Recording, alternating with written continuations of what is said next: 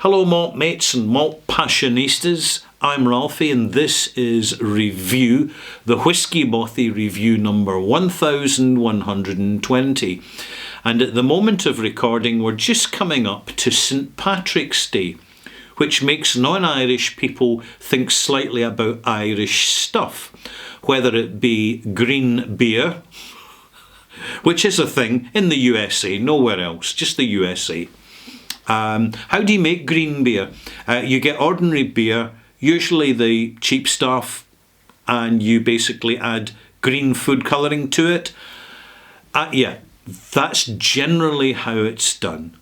And non-Irish people have a very kind of superficial shorthand version of Irishness, which many authentic Irish people struggle to relate to, but tend to be very tolerant of.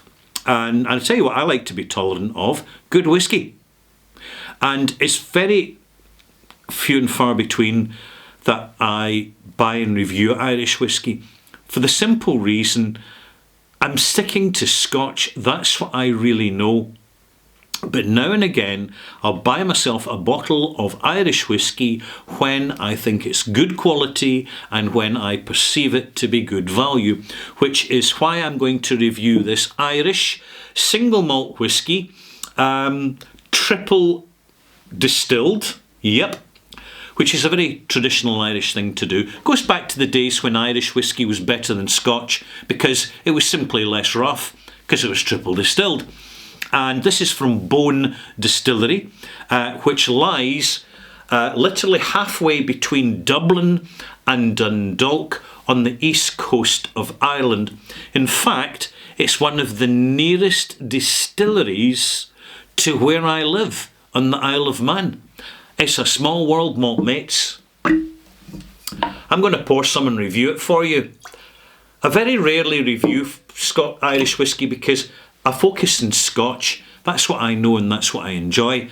And recently I was having a look at a Dublin-based Irish whisky retailer, and a few things jumped out at me, but I'm going to share them in my extras, 1120 extras, when I give you a 2026 overview of Irish whisky, purely, in brackets, purely an opinion.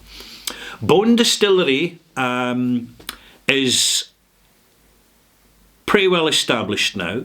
They have a number of brands. They produce Whistler. If you see Whistler whisky, that's from Bone Distillery. And they also do a gin called Silk Irish Gin, which I am told is very, very nice. How about this one? Well, let me give you the specifics on the label, because that's where the information really matters, even before I smell and taste this for you.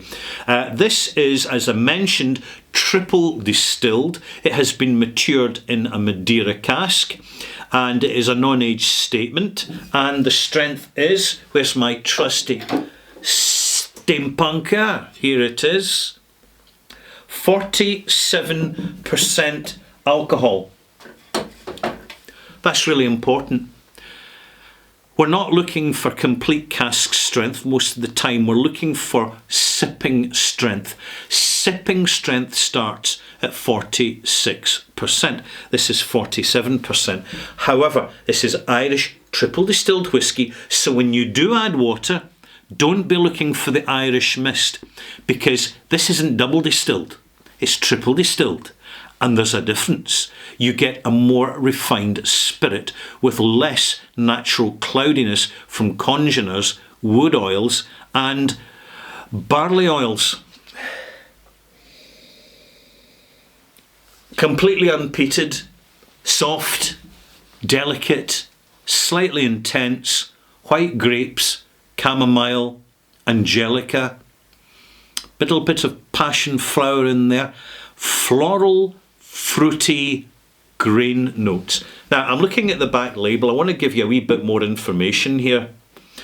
It's saying, and this is quite important, because this suddenly makes this a lot more interesting.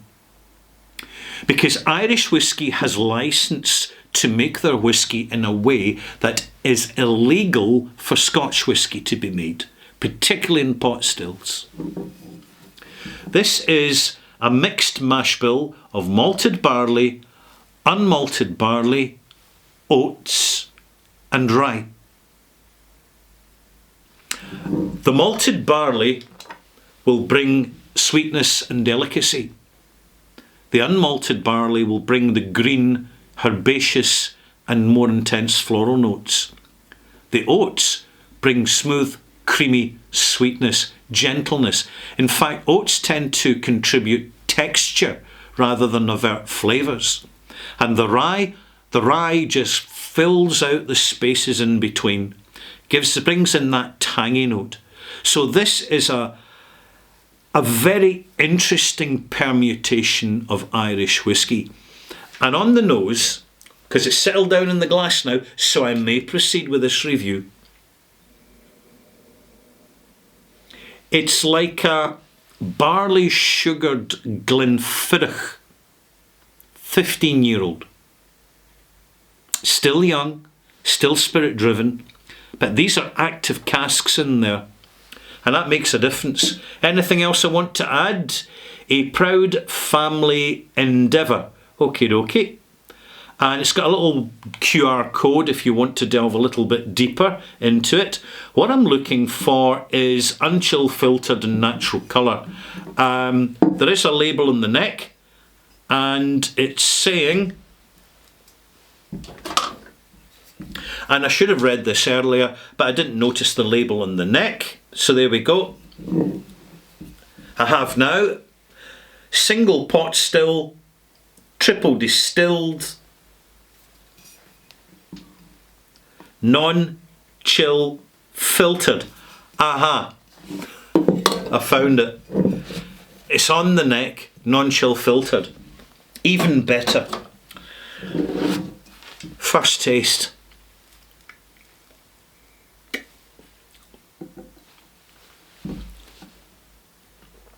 Rich, soft, intense, tangy, very tangy.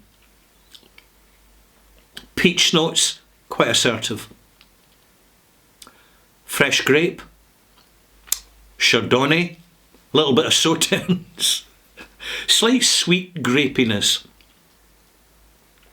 There's a lovely little apple mint in the development.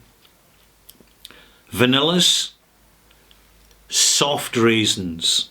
It's probably coming from the Madeira casks, which is really working well in tempering and assimilating in that rye contribution in the mixed mash bill.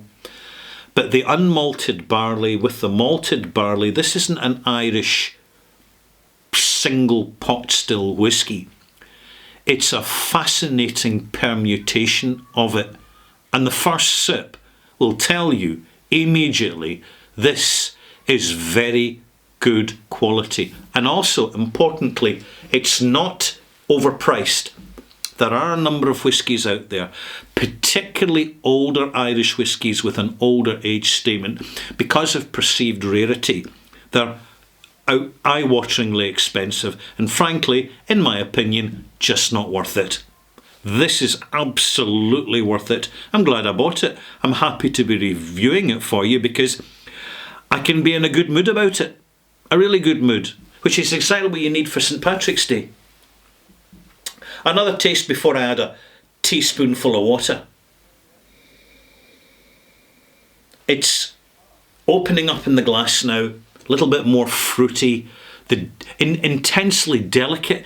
Is that a descriptor we can use? Well, I'm using it, so let's carry on. Taste.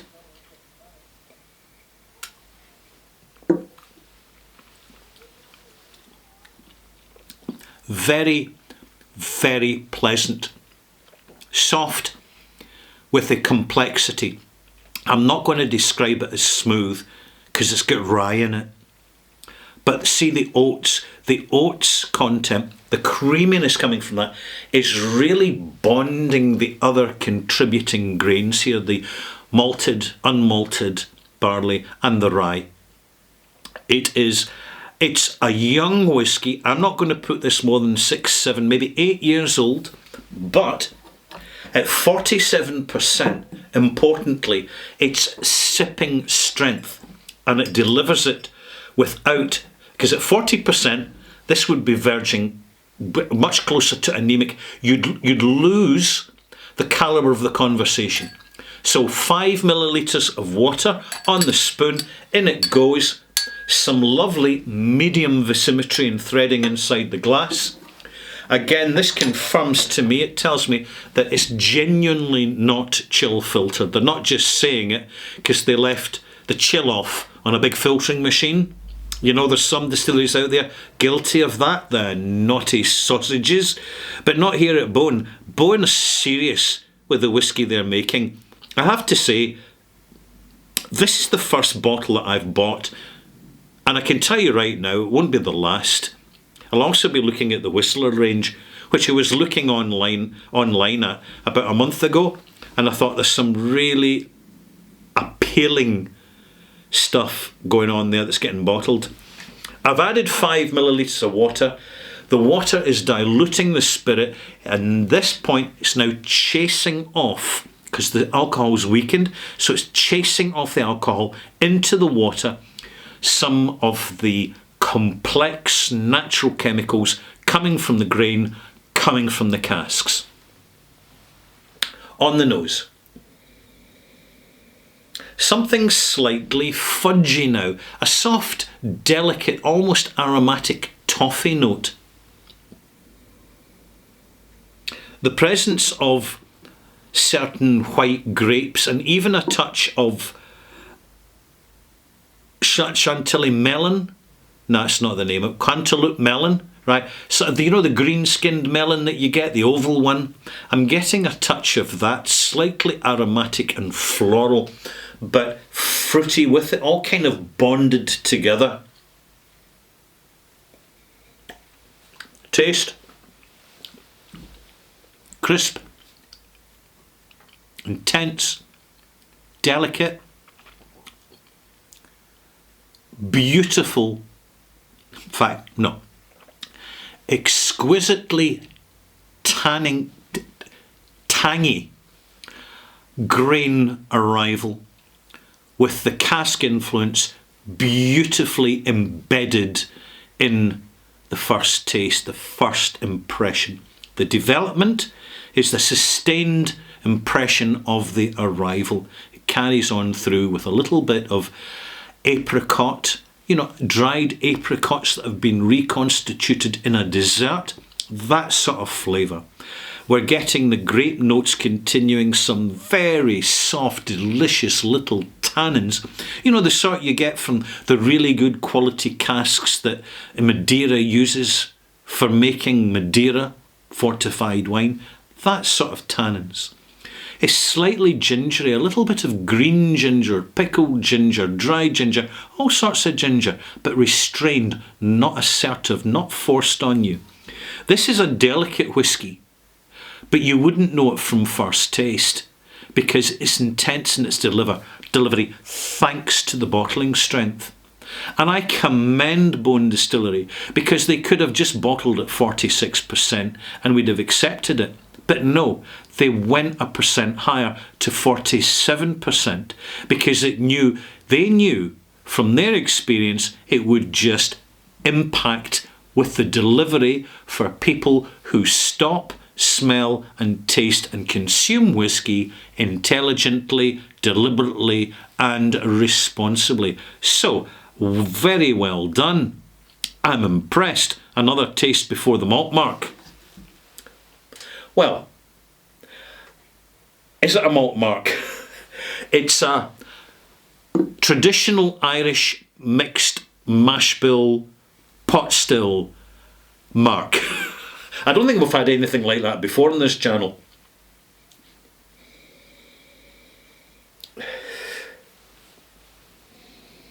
There's a passing reference to Canadian rye here. That I can see the connection here, but Irish rye tends to be softer and more delicate. It's just the nature. It's like Irish corn whisky. It's just got that little extra softness without the smoothness. Taste. Final taste before the mark.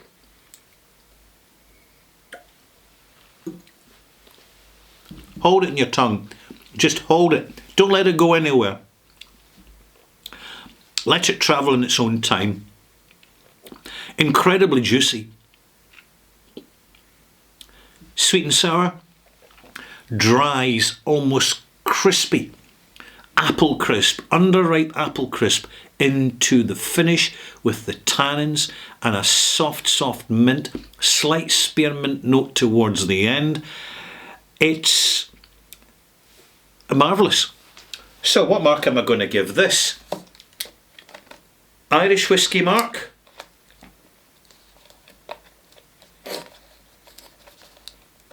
Here we go. I'll tease out eventually. 86 out of 100. That's a high mark. But this is well earned. I've been waiting for quite a while for Irish whiskey to really come of age, to be more available and more accessible. And with bottlings like Bowen's triple distilled Madeira cask matured whiskey at 47%, unchill filtered, we're definitely arriving at the destination we've been looking for. Really enjoying this stuff. It would be completely at home on a table in Scotland with Scotch whiskies and completely sparkle and shine amongst them. If you see it, I recommend you buy it, particularly if you don't know that much about Irish whiskey. And too many people, malt mates, think that Irish whiskey is either Jameson's or Redbreast or any permutation of Jameson's. Either that or it's Bushmills. Now, these whiskies can be quite competent, but I have to say they're generally overpriced for what they are, and generally they underdeliver because they're bottled too weak or the price is too high, because they're trading on their reputation. Bowen is still building its reputation. This is a distillery with a lot to prove, and with bottlings like this, they are well on their way. If you find it, if you see it, buy a bottle and find out for yourself. Happy St. Patrick's Day. See you soon for review 1120 extras, in which I'll be telling you a wee Irish story, because the Irish love their stories. Storytelling in Ireland is an acquired skill and a gift. See you soon.